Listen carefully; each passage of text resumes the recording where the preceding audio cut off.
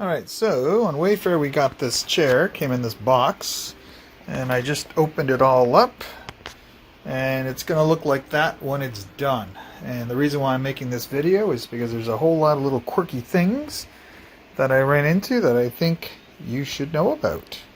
One cool thing you can do is use the box as a work surface. So you can open up, this is the important part, the piece of cardboard with the base and some nuts and stuff, and you'll see what I'm talking about.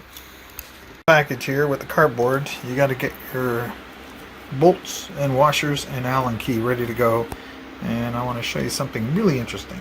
So these stupid washers that they give you do not fit flush in this hole. You see the way it's kind of on an angle, and you can't get the bolt in properly. So what I have to do is go outside and grind the sides so this can actually fit properly in this hole, and I'll show you in just a moment.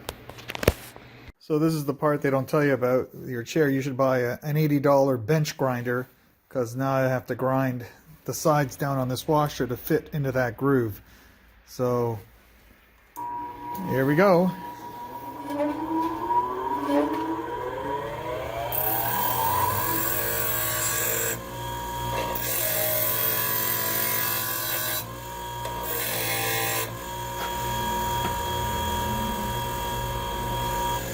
Obviously it's nice and hot, but now you can see those edges.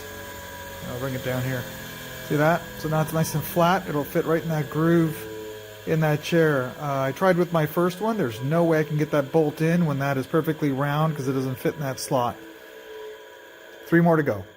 So now that I'm inside, again, I'm not going to touch it. It's still hot from the grinder, but you can see I've taken the edges off so they can fit better in this groove, or this kind of egg-shaped. Otherwise it doesn't fit. It sits on top and they're impossible to line up. This might be me just being picky, but you know, not a cheap chair. And they screwed on top of the plastic, so you gotta just cut around it. You really want to be picky. You can take the bolts off, take it out, but it's just kind of annoying that they would do that. So there's my ground down washer. So when I put them in here, you can see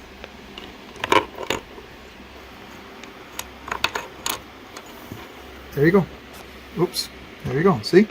So now it's lined up perfectly and it's in the hole instead of stuck on top of it.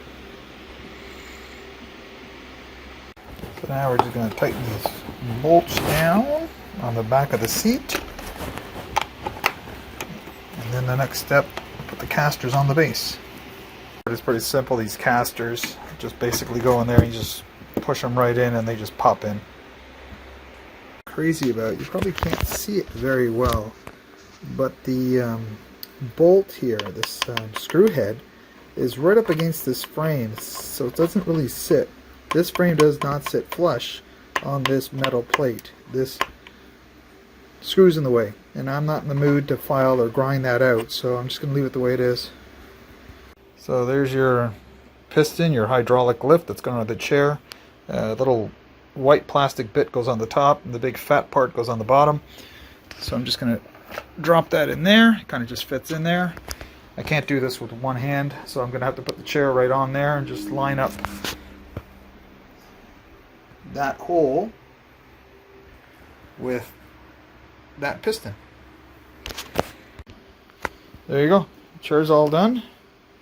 And oh yeah, I didn't mention it didn't come with any instructions at all, but if you're relatively handy, it's not too bad, but I just expected a little bit more. Chair seems fine, comfortable. I've used it for about an hour or two with my other chair, and it's okay, it's fine.